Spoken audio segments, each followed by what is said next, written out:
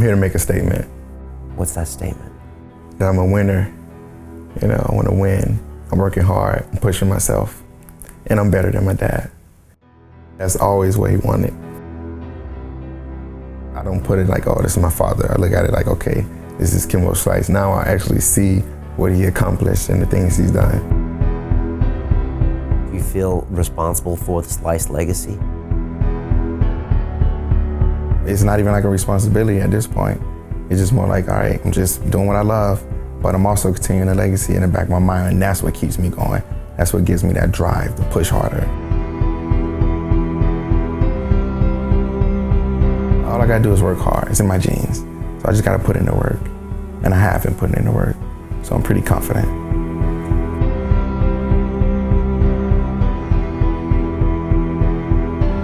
What keeps you awake at night? Anything? Success. But I know I have to work hard as I did yesterday to be successful.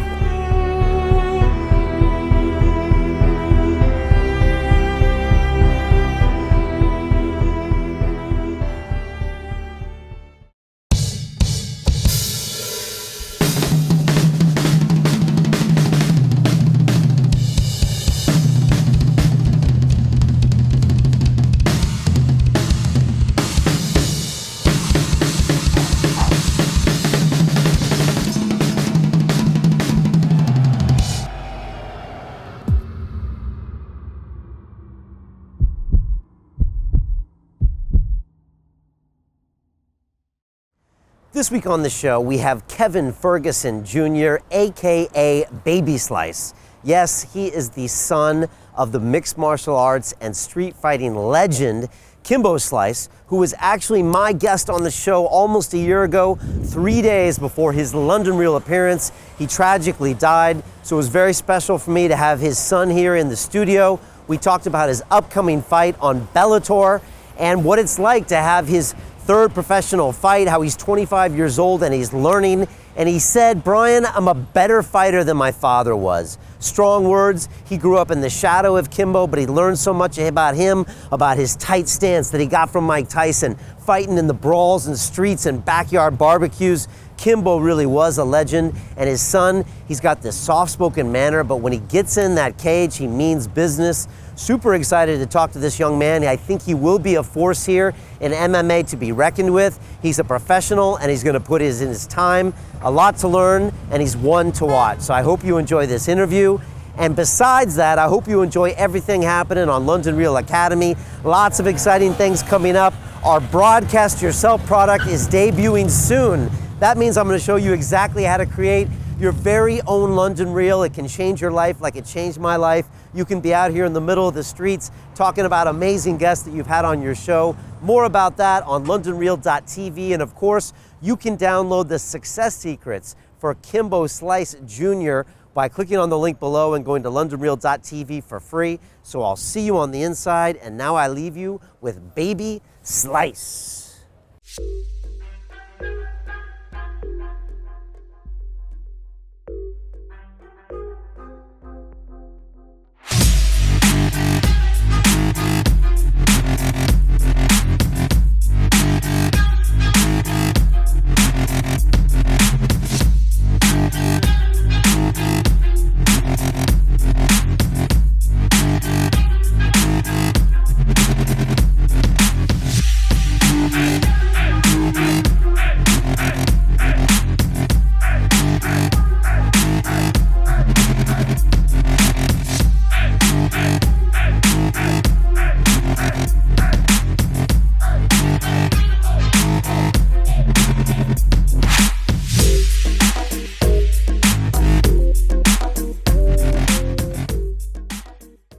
This is London Real. I am Brian Rose. My guest today is Kevin Ferguson Jr., aka Baby Slice, who is an American mixed martial arts fighter signed to Bellator MMA.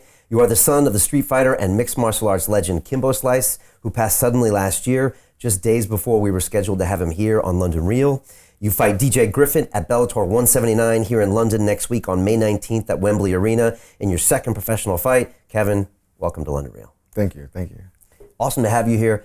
What's your read so far of London? First time here. What do you see? You know, you're coming from a different kind of place. Right. I mean, I'm loving London, man. It's a great place. The people are nice. People are cool. Great city. I'm loving it so far. Tell me what it was like where you grew up. Where did you grow up, and like, how would that be different from, say, a city like London? Well, I was born in Miami, Florida, you know, and then when I was like 1 or 2, I moved to the Bahamas for a couple of years with my family, and then I moved back here to the United States. Right. To back to Miami, Florida, and I grew up, you know, fighting, you know, a real bad kid. Really? Kind of snapped out of that though now. Okay. But yeah. Did you kind of have to fight to stay alive in that area of Miami? Well, I wouldn't say fight to stay alive, just fighting just because I liked it. Okay. So whenever I had the chance to get into a fight, I jumped on it. You know, I didn't even hesitate. So if a kid said something wrong to me, I was just fighting them. You bump me, I'm gonna fight you. Like, you know, getting suspended back to back. You know, yeah. Where does that come from? I guess my dad, I guess. Definitely not my mom, you know. She was a good girl in school, you know, good grades, played a lot of sports. So I guess I got that from my dad, you know, not even knowing at the time. And you're one of 12 kids, right? Yeah. Do you all have those kind of demeanors? I would say it's all in us from my dad's side, you know. I'm 12 siblings total, but 6 from my dad, 6 from my mom. Okay. Yeah. All right. But the 6 on my dad's side, definitely, yeah, we all have that in us. Okay. For sure. Just that ability to snap. Yeah, right. Okay. But that's not the default mode, but you're ready to. Ready to when it's time to. If you have the self-defense only. Okay. On the streets. What are some of those street fights you remember? Like the good ones and the bad ones? Well, I guess I didn't have hands yet, you know, so it was all like slamming them and ground and pound. Like that was my to-go-to. Okay. You know, I let them hit me or let them get off a little bit, grab them. And I know once I grab you, you know, that's it. You know, you're going for a ride, and then I'm going to just ground and pound you till you don't want to fight no more. What age was this? This was like 9 to 13, 16. Okay. When I got to like 16, then the trouble started coming with cops being called. And, you know, I was getting a little older, so I had to stop that. Okay. Now, ground and pound, did you wrestle in high school? I did wrestle in high school, yeah. Okay, so there you go. Right. So you hadn't started boxing yet, didn't know what to do with Well, those I always had things. to bob and weave, because no matter what, like in the garage, my dad used to set up this rope from wall to wall, and the whole time we would just bob and weave under the rope. Before we threw any punches, we just bob and weave. So I always had the ability to, you know, get out of the way of punches. Okay, which is perfect. You slip a couple, and then take down, ground and pound, it's over. Right, exactly. Okay. Yeah, that's what the wrestlers love to do, right? Yep. And if you don't train wrestling, you don't see that coming. Yep. It's hard to beat it. Right, exactly. They got to be a good striker in the street to actually get that 1 or 2 shots off. So. Exactly. Okay. And back then, I don't think no one was even thinking about MMA, so I guess I just had it in me, right? Not even knowing. You told a story one time about the first time you asked your dad to train you. Yeah. How old were you then? Maybe 13. Okay. 12, probably. And you knew about him, yeah, right? Of course. Did you grow up watching his fights on YouTube? I did. I grew up watching him, Mike Tyson, and Roy Jones Jr. Okay. Yeah, those was the 3. Okay, that's quite a trio. Right. And did you have to kind of get your guts up to go in and ask him to train you, or is it something he talked about ever? No, I just was like, I want to fight, and then he was like, you sure? And I'm like, yep. So we went to his private gym and we sparred, and he hit me with a body shot, and I went down, and I was just like, all right, I'm done. I don't want to fight. Within a week later, I was right back in there, you know, doing it again, training with him, you know. So it was no quitting me. Did he enjoy training you? He did. He loved it. Yeah. Were you one of the few of his kids that was really into the training, or did everybody kind of have their time with it? Well, I was the oldest, so I was always around. So, you know, it kind of like, I got the knowledge from it, you know, just being around him so much, traveling with him. You know, I was a photographer in college, so I was taking pictures of the camp. So, I mean, I guess it drew on me, you know. I trained with Boss Rutan one time out in London. In Los Angeles, sorry. Yeah. Maybe 8-9 years ago, I went and did a private session with him, and Boss is so intense, such an old school guy. I started with Boss Rutan. You started training with Boss Rutan? Yeah. Okay. Well, no, I didn't train with him, but he had a tape back in the days. Like, oh, yeah. He had like a tape of like left kick, right kick, knee. So I started doing that. Okay. You know, that's how I started. Wow. Because he had the Big Book of Combat, which was a print thing, and then he did all those DVDs. And he's also got somewhere he voices over all of his fights in Japan, in Pancras, I think. Yeah. And I remember your dad went and trained with him and trained ground game with him. And I asked him about him, and he said, you know what? Everybody, I don't think people knew Kimbo that well. And he said, people think he's this and think he's that. He's like, man, this guy works hard, nicest guy you ever met, all these kinds of things. Is what Boss told me. This was like 8-9 years ago. I guess that's all that's true, huh? Right, yeah, it's definitely true, for sure. He liked his family. Yeah, loved his family. What's that like to be part of a family where, you know, your dad really is looking out for you that much? I mean, it feels good. You know, you have that parent, you know, that's going to protect you no matter what. He has your back no matter what. And if you need to call him or you're in need, you know, he's going to be there. So, I mean, yeah, I guess it's comfort. But I was always doing things on my own. So I never really like called and asked for help, more for ask for advice. Okay. Yeah. Okay. And the training, so you started training 13, 14 with him. Right. When did it really look like you were going to continue and take this MMA After thing? college. After college. Yeah, after college, I moved to Connecticut, and I was working at a gas station, and I was just paying for everything. You know, I didn't call and ask for no helps, no handouts, and you know, I was doing it on my own. You know, working at a gas station, and when I'm done, I go train, drive an hour to go train at +1 Defense in Connecticut, in West Hartford. So, Okay.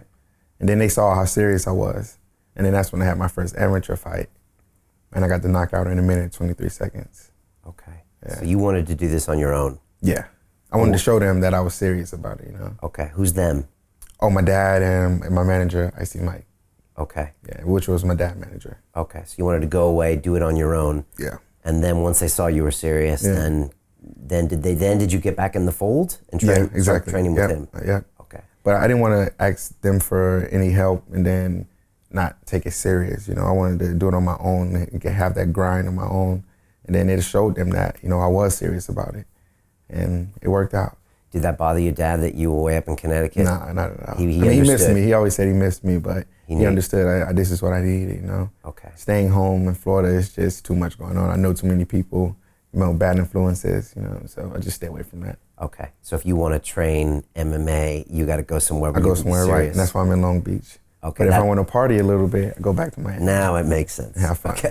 Yeah. You know, I watched your first amateur fight, and man, you do seem to have that Kimbo gene when you turn it on. Right. I mean, you look pretty scary in there, and you look like you're moving forward. Right. Is that something you think is in the blood, or do you think by being around your dad all that time and training with him, you have that kind of a heavy-hitting, moving forward style? I think it's a little bit of both. You know, it's definitely in my blood, and then being around him, like I have the knowledge of that. You know, being in the cage, knowing how to move, slip a punch, take one to give one. You know, so yeah, it's definitely in the blood. And I guess you've been watching him for so long Yeah. that I guess if you watch your dad fighting all of his life, Yeah. you're probably just going to pick a lot of that Yeah, stuff up. Right, it's natural. Right. But you've been said to say that like you're evolving the Slice name. Right. Yeah. Because you're a wrestler, Yeah. which is different. You Yeah. kick. Yep. You got submissions. Yep. Your dad, and I didn't even think about this, he didn't start fighting until he was 32. 32. Right. Exactly. Explain a little bit about that. I mean, I just feel like I did what he wanted me to do. You know, he told me to learn from his mistakes. And one was wrestling in high school. It was either football or wrestling, or track or wrestling. So I did football for 1 year. I broke records that still no one broke them yet at Coral Springs High School. And after that, I got joined wrestling, and I loved it. Ever since, I loved it, man. That one-on-one, like I didn't like having a team. Because then if they wasn't doing good, then the team's not going to do good. If my quarterback doesn't give me a good handoff, and then it's a fumble, you know. So I don't like depending on other people when it's like gut time, when it's time to, you know, put the clutch work in. I like depend on myself. So that's how it is in a fight. I had King Mo in here. We were talking a few months ago. You know, one of the top, you know, wrestlers in the world. And I wonder if you could tell me what wrestling's like for people that don't know. You're talking about one-on-one. Right. You know, you're in that room training with those guys. Yeah. You know, it's no joke in there, right? No, it's no joke. What are they teaching you when you learn wrestling, do you think? They're teaching you the grind, you know, not to give up, no quitting, you know, putting your all out there, because you're going strength for strength with another person that's trying to pin you, you know, that's trying to control you. So either you're going to be controlled or control the person, you know. I think Daniel Cormier, you know, who was a wrestler and then a wrestler for the Olympics, he said, I'm trying to break you mentally. Right. You know, Yeah. Via the physical, they just try to get you to mentally quit. Yeah. Which is tough when you're fighting other wrestlers that have trained their whole lives Yeah, to do the same, right? Yep. It's all about, then it comes down to technique. You know, if none of you guys are breaking, both of you guys got strong will, now it's like who trained better, who has the better coach, who has better technique. And I think that plays a big part. Okay.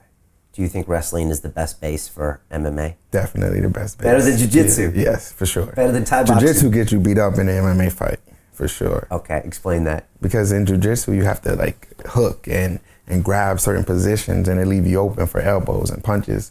But in wrestling, you have to be dominant. You have to stay on top. You have to control the person, which is way better for MMA.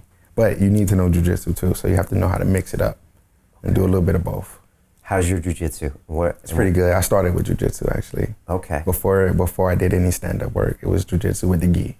Interesting. Yeah. At ATT? No, actually at Plus One Defense. Okay. In Connecticut. Okay. Yeah. See, this is a secret. A lot of people don't know this, you know. But, I know. Maybe I shouldn't be talking about this. Yeah, cats out the bag. But that's crazy. I was like, a slice with the gi on. Yeah, right, man. What'd your dad think of that? Oh, he loved it, and he was proud of that because he didn't do it. So the fact that I was doing it at such a young age, 20, and he was like, all right, well, we probably have something here. But, you know, he never said it. You know, he was more of like a tough love kind of dude. So even if he was proud, he's not going to tell me right away. He's going to tell me to work harder, you know, push myself more. You know, don't give up, stand your ground, you know, stuff like that. Okay. Yeah. Well, what was he like? Oh, great dad, man. I feel like it was just like most dads, you know, but just a little bit tougher, you know, just tough love, you know. If you watch the movie Fences with Denzel Washington, it's a great example. Okay. Yeah. He's that kind of guy. Yeah, for sure. Okay. Yeah. Did he have a real rough side to him? Did he have a hard childhood or a hard time growing up? He grew up rough, man, in the Bahamas back in the 70s, the 80s. So it was tough back then, you know. Okay. And dangerous. He made it, very like dangerous. You get killed in a fight there. Yeah, for sure. Okay. Yeah, and police won't come or nothing like that. Okay. And you could always feel that side of him, right? Even though he had the real warm side, right. He also had the rugged side, you know. Kind of fight for his life side. Yeah, for sure. I mean, looking back, and if you probably don't rewatch them, but if you ever look at some of that. I'll watch it all. You do? Okay, all the interviews, I watch everything, man. You do? Yeah. Okay, why? Just, I don't know, just the memory, you know. It's like he's here when I'm watching that. So it's like I'm kind of glad that they filmed a lot of it. Because watching it, it's like, okay, now I know that was my dad. I remember who that was now. So, because sometimes you kind of forget, you know, as the time go by, you'll forget. So I just watch the videos and remember, you know, just to stay on point. Okay. And when you see him in those brawls in the backyard, what do you see that maybe other people don't see? Well, now it's like, I look at it as like, at Kimbo Slice. You know, sometimes I don't put it like, oh, this is my father. I look at it like, okay, this is Kimbo Slice. Now I actually see what he accomplished and the things he's done, you know? And which is pretty cool. Yeah, definitely. Yeah. And that style that he used to use, like in those brawls, I mean, he was, of course, all about the hands. Yeah. How did he even learn the hands? Do you know? Watching Mike Tyson. Okay. Yeah. That makes sense. Right. Because he has that style where he twists at the waist. And Mike Tyson was his favorite fighter. He always wanted to fight him too. Okay. Yeah. All right. But then they became friends. Okay. But he was like, I still would fight him if I had to. But yeah, it was pretty cool. And I think in the backyard brawls, because he was real, I mean, he's very technical when he fights, right? Hands are always moving in like that. Yeah. I think when a lot of guys got sloppy in the backyard brawls, he would just capitalize on those mistakes. Yeah, right? yep. That and being pretty ruthless. Yeah, exactly. A little bit of both. A little bit of both, right? Yeah. He used to always say, I mean, I think he once told you, if you don't stand for nothing, you'll fall for anything. Yeah. What does that mean? I mean, it means a lot, you know. It all depends on who you are and how you take it, you know. But it means a lot. You got to stand your ground, you know. You got to stand for something, or you'll get played, or you know, people will think you're sweet, you know. Like sweet meaning they'll take advantage of your soft side. So if you don't stand your ground, if you don't show them like this is what you mean, this is my word, then it's a person to take advantage of you. So I feel like that's why I don't get taken advantage of, you know. Okay. What do you stand for? I stand for a lot. Like what? Like my family, okay. You know, supporting my loved ones, you know, stuff like that. Yeah. It seems like you've got a long-range plan somehow. I get the feeling about you that you're not just here to try this thing out. I feel like this is kind of a legacy thing for you. Yeah, at this point it is, you know. I'm here to make a statement. What's that statement? That I'm a winner. You know, I want to win. I'm working hard. I'm pushing myself, you know. And I'm better than my dad, which way he was. That's always what he wanted. Okay. Yeah. All right. Yeah. So you're better than your dad Right. now? Yes. Okay. Because you have more rounded skill base. Yes. How are you different fighter than your dad? I think I'm more technical. Definitely more technical. I use, he was more like rugged, you know, like just, I'm gonna take a couple to give mine. You know, I don't think I want to take a couple. I just want to punish you and get out the way and then punish you more. That's my thing, you know. And I could take you down. I'm gonna shoot in if I see a takedown there, then hit you with an elbow, and then let you stand back up while you're bleeding and do it again. You know, that's my thing. Yeah. That sounds like a good style. Right. Do you have to hold yourself back from that takedown when you're striking because you have a natural tendency to wrestle? Yeah, sometimes, okay. Yeah. Because that yeah. first fight, your amateur fight, you didn't take him down. No, I didn't. Did you think about it, or you were having so much success with the strikes? Yeah, I was real comfortable on the feet, you know. Okay. And I don't think my cardio was as good as it is now. All right. Especially back then, I wasn't training hard. Okay. I was still partying. I didn't understand the sacrifices. I knew them, but I didn't do them. Okay. You know. But now you're evolving. But yeah, definitely. Okay. Yeah. So now striking's on point, jiu-jitsu is, wrestling. Yeah. What's the next few things that you want to work on yourself? Well, my biggest thing is cardio. My cardio is really good now at this point, but more technique, you know, more cardio, more endurance. You never have enough of those things, you know. And how do you train your cardio? Well, my coach, I run a lot, and then, you know, he has his methods that he does, and, you know, we just push the pace. Okay. Yeah. Before I didn't know how to push the pace, and I'm still new to the game. I only been a pro for like a year and a half. I only had one amateur fight. So, you know, I'm still learning. What do you make of all this? I mean, they're putting you right up to the front. I love it. Yeah? Yeah, I love it, man. Why? Because it's something I always wanted to do. I saw myself doing it, so the fact that I'm actually doing it now is pretty easy. And then I've been around it my whole life. I saw my dad do it. I walked out with him a couple fights. So it's pretty easy for me, you know. It's pretty simple, you know. Mentally, I'm focused. Mentally, I'm there. And now physically, I'm there and I'm focused. So I'm just ready to perform at this point. Big shows don't bother you? Not at all. Okay. Not at all. Okay. Yeah. Now you're a calm, you got almost like a surfer dude demeanor. Right. You know, spend time in the Bahamas. Yeah. That night of the fight, does your personality change? No, not really. Okay. Once I'm in there, it changes, though. I just want to, like, I know when to turn it on and turn it off, you know? Like, an instant, I could really hurt someone quick. But I don't show it. I'm chill, you know? But if you cross that line, then it's a problem. You can have a big problem on your hands. But if you don't, then we're cool. You see the cool side of me. But I could switch it off, like, instant, you know, on and off, like a light switch. What's it like fighting for Bellator? I love it. My dad fought for Bellator. I say I wouldn't, not say I would never fight for the UFC, but I wouldn't fight for the UFC. I'm gonna stay with Bellator forever. Bellator's my home, you know? Your dad and Scott Coker had a long relationship, didn't they? Yeah, it was cool. Bellator took care of him. Right, they had done business for a long time and everything. Yep. I've got to ask you, you know, he passed suddenly last year. I'll be honest, you know, I was a fan for a long time of Father. I remember him before the UFC. I remember The Ultimate Fighter. I remember I trained with Boss, and Boss talked about him. And it was like 2 or 3 days out, he was supposed to be here in that chair. Right. And I got an email, and I just never happened, even in the history of this show. Yeah, right. And I'll be honest, I never thought there was a great interview of your dad out there. Not a 2-hour long, get really deep inside his head. And I was just like, man, we're going to get that on paper, so that way everyone will always know who he really was. Right. And I never got the chance, and it always bothered me. And I was just wondering how you felt about that whole situation. I mean, it sounds like you made peace with it, but you know, how was it at the time? Was it hard for the family? What do you make of all that? I mean, it definitely was hard on the family because it was so big. You know, it was like worldwide. You couldn't run away from it. Like if you wanted to, like it was on ESPN. Like it's all over the news in Florida. So it was a big thing, you know. So I guess you had to embrace it, and you know, somebody had to be strong and continue the legacy, which was me. So I just took the role on and I was prepared for it.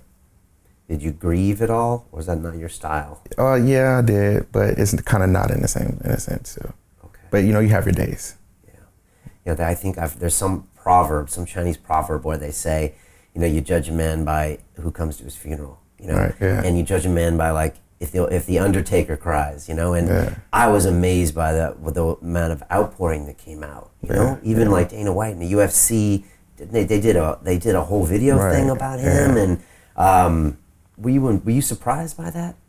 I mean, now, in a sense, you know, but I didn't understand it at first, but now, like I said, you know, watching all the old interviews, I realized the impact he had, and I see it now, and I'm like, okay, well, he made a statement, you know. Growing up, I didn't see it. I was just, you know, a young kid. My dad's a fighter. We got money, so I was just living, you know. But now I understand what he was doing and the sacrifices he made. So it means more to me now. Right. How old are you now? 25. Just turned 25, May 5th. Okay. Yeah. Right. First time in Bellator. You're on the ground. Right. I think maybe putting an anaconda on. I was watching it. Yeah. And then all of a sudden, boom, it's reversed. Yeah. Walk me through that last fight, how you felt on the day, and how you feeling about it now. I felt good about the whole fight. You know, like I said, I didn't know certain things, the little techniques. My cardio wasn't great, so. But you know, I learned a lot from it. I'm very comfortable now. And if I get that choke in now, someone's going to sleep or they're going to tap, for sure. For sure. Right. Yeah. That's the way you take a loss. Oh, you yeah. learn, yeah, and you move forward. Right, and I watched it a lot. I was doing great. I was beating the guy up the whole time, right. And he couldn't touch me, you know. One mistake, though, you know, it's chess, not checkers. Yeah. So it was just like roll one way or the other, or get the arm under before you turn. Yeah. Mm-hmm. You probably drilled that in your sleep. Yeah, oh, yeah. And then the cardio up, and now you're like, okay, let's do this. Yeah, let's do it. Do you know much about your next fighter, TJ? No, not really. I don't know. Do you care about your opponents? And at this point, no, I don't. Okay. No. Because I put in the work, man. I've been working hard, so it's going to show. My hard work is going to show. So hope he's been working hard, you know. Do you go into fights with game plans? Nope. Okay. I just do what I do every day. Okay. Go fight. Keep my hands up, move, be quick, hit hard. That's the game plan. Beat them up, cut them up, slice them up. That's about it. We were talking before about MMA, and you said it's still evolving, right? Right, I mean, look, the last 10 years of MMA, it's like going from the Stone Ages, right? Yeah, yeah. What do you see? Because you've been involved in the sport, you know, as the son of Kimbo for a long time. Where do you see it where it's been, and where do you see it going in the next 5 or 10 years? I mean, kids are doing it now at 5, so it's gonna be crazy in the next 10 years. It's gonna be something completely different than it is now. You know, I'm surprised to see what it's gonna be. You know, I'm pretty stoked about that, just to see what it's gonna become in the next 10, 15 years. With the kids doing it now and the things that they're learning now, they're learning jiu-jitsu now, like everything, wrestling now. So it's gonna be pretty crazy. You know. Do you think we're gonna see techniques that we've never seen before? Definitely, yeah. Okay. Things made up. You could do a lot, man. In MMA, you could do so much that, you know, people haven't seen yet. There's guys doing cartwheels and, you know, all type of crazy things in the ring now. I can just imagine what else you can do. It's not like boxing where it's just hands, you know, you've pretty much seen everything in boxing. But MMA is evolving. So much you can do and learn, you know, and there's so many different styles of martial arts that haven't been used in MMA yet.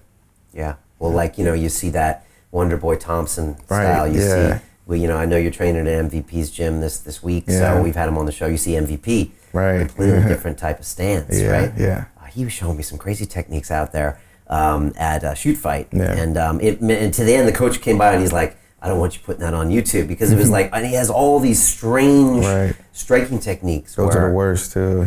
You don't see him coming, you know? Yeah, he actually, he showed me how he puts himself like out of balance to strike, which is like a counterintuitive thing in striking. But yeah, he does it knowing that he's going to kind of go into the guy. Yeah. A lot of things to do out there, right? Yeah. Jiu-jitsu as well. I mean, you know how that game's changed so much. The 50-50 guard and all those crazy techniques. A lot, yeah. How do you stay on top of that? You just learn, stay in the gym. Okay. If you stay in the gym, then you won't be missing out on anything, you know? You have to stay in the gym. You have to train every day. I train twice a day, every day. So, and I don't miss a beat except Sundays. And on Saturdays, we run hills. So, I mean, just have to stay in the gym, stay working, you know, stay active. That's the key. Do you think most people would be surprised by the number of fighters who don't train that religiously? Yeah, but it shows in a fight. Okay. So you could talk as much as you want, but once you step in that cage, it's going to show all the work you put in. it's gonna show. I think back in the day too, sometimes like 5-6 years ago, sometimes guys would take 3 months off, and it would be some of that stuff. But it feels like with your generation, the newer generation, there's some real discipline to it, like professional sports discipline. Yeah. You have to be self-disciplined though. No one could make you do something you don't want to do, If you don't want to go into the gym that day, you won't, It's been days in the past where I'm just like, all right, I'm chilling. I'm not going into the gym. And no one's going to be like, hey, get up, go to the gym, You're just going to be lazy. Now, the next thing you know, you're like 200 pounds. Now you got to cut all this weight. So it's ridiculous. You have to stay in the gym if you want to be a fighter or if you are a fighter, I'm not saying I know it all, but I just know what works. What do you want from your career? I want to be a champion at this point. I'm working hard to be a champ now, Before I was just fighting for the fun of it because I loved it. Now I'm putting my all into it, and I want to go for sure. And what weight is that? And when it's like weight 155. 155, okay. Yeah. And when does that happen? I'm 25, I say about 28, 27. Okay. Yeah. All right, so no rush. No rush. But it's part of the plan. Oh, yeah. Okay. And this fight coming up is a catch weight with 65? Yeah. 65. Is that because it was late scheduled? Probably, yeah. Okay. Yeah. Is it hard for you to get to 55? No, not at all. Okay. Yeah. You must be pretty scared. At this point, it's You're not. Tall for 55, right? Kind of, but not really. I'll be short for 170 for sure. Okay. Yeah. All right. And who else is in the 55 division in Bellator? Michael Chandler. Okay.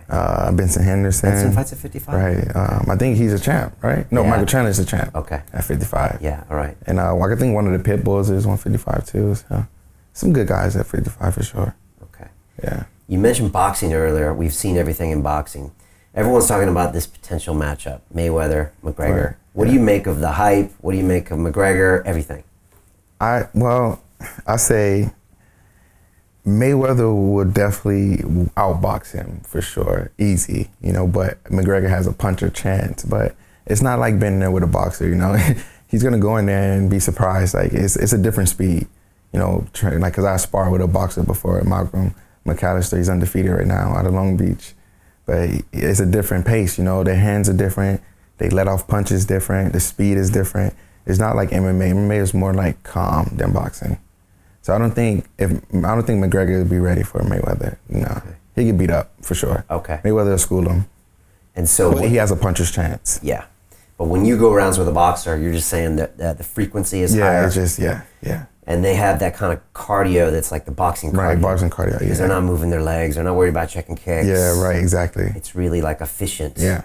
Okay. Just stand, just quick with it. Okay. And their combinations are really ridiculous. Really? You're not used to them? No. Because in MMA, there's no 8-punch combos. No, right, exactly. In boxing, there is. They throw like 5 jabs, and then a body shot, and then a head shot, and then 2 more jabs. So you're like, oh man, whoa. Then I be shooting in for a takedown sometimes, or throwing spinning back fists. And I got to be like, oh, my bad, man, my bad. But it happens a lot. So it's more of a chess game in a way, you think? That boxing? Yeah. No. No? Okay. No, I don't think so. They have a lot, because of the frequency and stuff, they have a lot more different weapons that they can kind of play with that. Okay. Boxing is more like checkers. Okay. MMA is chess, because there's a lot going on. No offense to boxing, I love boxing. What do you think of Mayweather? Oh, I love Mayweather, man. He's a beast. He's a champ. He's my favorite boxer. What do you make of his career, the way he marketed himself, anything? Perfect. He did it. He gets paid what he's worth, which is rare in boxing. Yeah. In any sport, actually. There's always a middleman and another guy, and then you get paid that amount. But he's no middleman. He's the main guy. The main guy, the fighter, the promoter. It's smart. No one else is doing it. I don't think no one else will be able to do it, honestly. But, yeah. He knows how to sell that fight. He knows how to build the hype. He knows how to have the image. Yep. So, yeah. Yeah, I guess he's the one we should be talking about. Yeah. Right?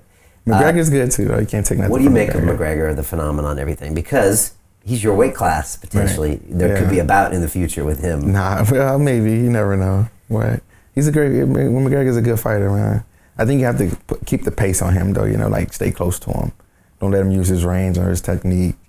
And I don't think his ground game is that good, because when he fought, who was that? Chad Mendes, maybe? Yeah, Chad had him on the ground in that second round. I think it went 4 rounds or 3? Maybe 3. Yeah, but if he would have had his Chad Mendes, his cardio would have been good. I think he would have did more damage. You know, I think he cut McGregor. He landed some elbows. So, I mean, yeah, maybe McGregor has a good ground game, but if you're a better wrestler than him, then that's what you should do. I say take him down and use that against him. And put pressure on him. Right, put pressure on him. Because Keep the pressure on him. He intimidates people. Sometimes he's a little bigger than the guys, and he has this really, I've been told he's very good at that range. Yeah. Kind of that pressure range. Right, yeah. So he stays maybe 3 inches closer than most guys do, and you feel, and he's a little taller, and I think he intimidates guys, and I think he slows them down. Right, yeah. With that. So keep the pace up. Yeah, keep the pace, for sure. Lessons to learn from McGregor when it comes to selling fights? Anything you would learn? I mean, that's not my style. Okay. I let him do that, you know. Let other fighters, if they want to be a McGregor, then they talk trash and do that. But I don't talk trash or do none of that. I do what I do in the cage, you know. That's my style. And when you see him lose to Diaz and then come back, what did you see there? He learned from his mistakes, you know.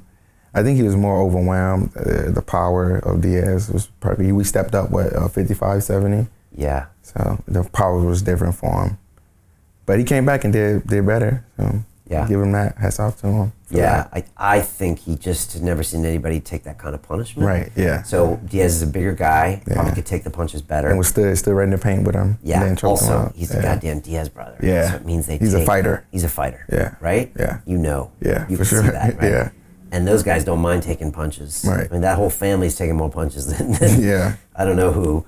And then he didn't go down, and I think after Conor put so much into it, he was just probably mentally exhausted and physically. And then it was all over. Yeah. The second fight, you can see Conor was really holding himself back. For me, Pick his punches. Pick his punches, weights. Smart game. Smart game. Right. And, props to him for coming back from a loss, you know, and just taking it the way it is. You know? So, just wondered also, you know, where do you see Bellator fitting into the whole picture as we go into the future? I mean, they're kind of providing an alternative to the UFC. Yeah. Where do you see that going more? Do you see more fights we haven't seen before? You know, things like that, like bring in Fedor back, that kind of thing. Or do you see them building these divisions with guys like you and Benson and Rory to where they're really going head-to-head against UFC when it comes to skill level? I mean, Bellator is on the rise. You know, they're starting a pay-per-view now. So, I mean, they're getting up there. I feel like they're going to be neck and neck with the UFC. And I feel like their cards are better than the UFC because the UFC got a lot of old guys, old fighters now. No offense to those guys, but they're older fighters at this point, you know? So, and I don't see, they have new guys, but they don't promote them like how Bellator promotes their fighters. And the sponsorship is different and, you know, all crazy. But I'm with Bellator, so I'm with Bellator 100% all day. What do you make of coming to London? What do you expect from the London fans? And how's it going to feel, you know, fighting in the UK? That's probably crazy, right? Yeah, it's unreal, man. I'm just ready. I'm just glad I put in the hard work and I don't have to worry about nothing but cutting these last couple of pounds and just staying focused at this point. You know, I'm ready. Hopefully they cheer me on. You know, I love London, so hope all the fans, you know, cheer me on. No boos. Yeah. And so for the next 8 days, just so people can kind of get inside your head, what do those next 8 days look like for you? Just mentally, physically, you know, what is it like being inside that fighter's mind? Just relaxing, you know, staying focused. You know, you don't think about the fight too much because if you're a fighter, then you do this every day. You know, you got to remember that. You know, some people lose track and they go into a fight forgetting who they are. But you know, you have to stay focused. You know, realize you do this every day. If you train every day, like I do, I train every day. So, you know, I just train every day. Now I just get to unleash that beast now, you know. I get to hit you a little bit, hit the person harder than I would hit my teammates. So that's the only difference. But I do this every day, man. So, you know, I'm ready. Night of, do you get any nerves? No nerves. I'm just ready, man. I'm ready now at this point. My nerves get out at this point. I'm nervous like now. Once it gets close, I'm like, okay, yeah, perfect. I'm ready. Gonna cut weight. I'm on point. The weigh-ins, then, you know, I'm ready. You want to get in there. Yeah. Because that's your chance to just let it rip. Right, exactly. Okay. It's like almost, you get like a free pass. Yeah, exactly. To do some beatdowns. To do some damage, yeah. And is there any correlation to those old street fights that you used to do there? Do you feel that kind of adrenaline at all going into that cage, or is it a completely different thing? Is it a sport? I'm calm. it's a sport, you know. I'm just chilling. I'm just chill, calm. I just like to stay focused, you know. Not to let my emotions get the best of me. Use that and I channel my energy in a different way, you know. Okay. And weigh-ins, will you be getting in people's faces or looking them down? Oh, of course. Okay. Of course, So you do turn it on for that? Yeah, of course. Because you feel like yeah. Because it's time for that? Right, yeah. Okay. Yeah, like I say, you got to know when to turn it on and turn it off. Okay. You got to have that switch. And what do you do when you look? Did you look into a guy's eyes? Oh, yeah, definitely. That's what Tyson used to say, right? I look right into him. And what do you see? Fear. But who knows? But I see fear. You see fear? Yeah. Always? Sure. Always. You look for fear? I look for fear. For any kind of fear? Any kind of fear. Okay. Yeah. And they're looking for the same thing? I don't have fear in my eyes at all. Okay. Yeah. Just open them up and you're ready. Yeah. Did your dad teach you any of this stuff? Well, not really. Maybe he mentally prepared me for it, by his stare downs. Maybe, yeah. What was he like before fights? They was hype. He had a big entourage, so everybody was like hype and, ready. Everybody was turned up, Okay. Yeah. He was probably one of the calmer ones there. Yeah, he was chill a little bit. But he would stare people down. Oh, yeah. But it never was out of control, right? No, not really. He really. didn't talk any smack, did he? No, not really. Okay. He went to handle business. Right. It was more of his look, his demeanor, Right. Very intimidating. Right. Feel about it. Yeah. Now, you're much lighter than him. Yeah, half his weight. Half his weight. 250. He was 250. 250. 160.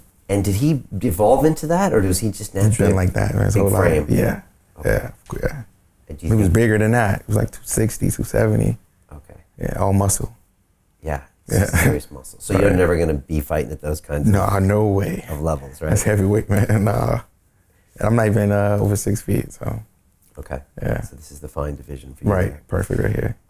Anyone else in the family going to be fighting from the side? No, I don't think so. Just me at this point, yeah. And what about in the future, your kids? Think they'll ever be fighting? Nah, probably not. Baseball, Why is that? It's better money in baseball. Your body doesn't wear and tear like MMA. You go through a lot of injuries in MMA, that the fans and people don't see. And in football too, but baseball, I feel like it's calm, safe. You make millions at 18, you could be a millionaire, You're sharing this card with Paul Daly and Rory McDonald. Yeah. You just had Paul in here a few days ago, had Rory a few weeks ago. What do you make of that bout? Let's see. Paul Daly, Rory McDonald. I think it's going to be a great fight. Paul, he has a lot of power. And, Rory McDonald is a tough guy. But, we all know about his nose and everything. So, but everyone keeps saying, oh, Paul Daly hit the nose and he'll win the fight. But, Rory McDonald is a tough guy. He could fight through that. So even if his nose break again or bleed, he's still going to fight. So it has to be a finish or a decision. I think if it goes all three, Rory McDonald might win it, unless Paul knock him down and keep him on his heels. Fight stay standing up or goes to the ground? It all depends. It all depends, I guess. I don't know. You never know with MMA. Yeah. When you see someone like MVP, what do you see in him as a fighter? Unique, a very unique fighter, different. He has his own style and he believes in it. Very confident in his style, which a lot of fighters are not, especially enough to drop their hands in a fight like he does. So it's a lot of confidence. Interesting. So that's a big part of it, believing in your believing style. in your style, yeah, for sure. Because a lot of fighters don't. Right. They don't really believe. They don't really believe, yeah. Okay. Exactly. Interesting. And what else? What about someone like Kimbo? What do you see? No, Kimbo's an animal, man. He fights at any weight class. Like, he's a beast for that, An animal for that, heavyweight, light heavyweight. He doesn't care. That shows how the hard work he puts in. He believes in himself, 100%. Can you explain to people how crazy that is? I mean, you're in the gym. Right. I'm sure you sometimes have to roll or spar with some heavyweights and stuff. It's not easy at all. Is it really just a night and day difference? Yeah, for sure. Okay. And he doesn't even weigh in at heavyweight weight. He weighs in, 220 maybe? Maybe. Rampage was 260. So, you know what I mean? It's a lot of weight. It's a lot of weight. I was wrestling with a guy that was 190, and I was like, oh, man, 180. And I was just like, oh, I can't. I could do it, but it's exhausting when they're that big, So, again, I hats off to Kimbo for that, for sure. What about Rampage? Oh, Rampage a beast, too, He's getting a little bit older, though, So, yeah. But Rampage is a beast. I used to watch Rampage growing up. The cover and roll. He's an animal. Yeah, I don't think he wanted to cut the weight for this fight, though, you know? Yeah. But if he would have been in shape, and it would have been a completely different fight. Yeah, I agree. Yeah. I agree. He's always had good hands. Yeah, always. Still does. Just a little bit slower. Yeah. The power's still there, though. People forget he knocked Chuck Liddell out in the UFC when nobody could touch him. Yeah, Vanderlei. Right. Although he got beaten up by Vanderlei in Pride. I mean, that was an amazing rivalry, right? Right. Yeah. Forget that. I forgot about it a while, but him and Vanderlei were at each other. They had 2 epic fights in Pride. Yeah. I think so. What about the old days? Do you ever think back about the Pride days and all those characters? And I wish Bellator was kind of like Pride, because I like the stumping in the head. I like that and knee into the head. Oh man, I would love that in a fight. I would love it, honestly. Rory said the same thing to me. Yeah. That'd just be great. Like those no rules throwback. Yeah. Except the eye gouging, pulling hair, growing. Other than that, knee to the head, everything should go. What about when you're getting knee to the head? Continue watching this fascinating conversation for free by clicking on the link below to visit our website, and I'll see you on the inside. I feel like this is the best question I've ever been asked, honestly. In every interview I ever did, It's a great question. But first I slapped myself. That's for sure. Just because of how bad I was. So I had to slap myself. Just slap yourself in the face? Yeah, right. And say? Couple times. Couple times. Yeah. Okay. And then I take school serious, open hand and backhand, both ways. And then maybe I'll spin a back kick.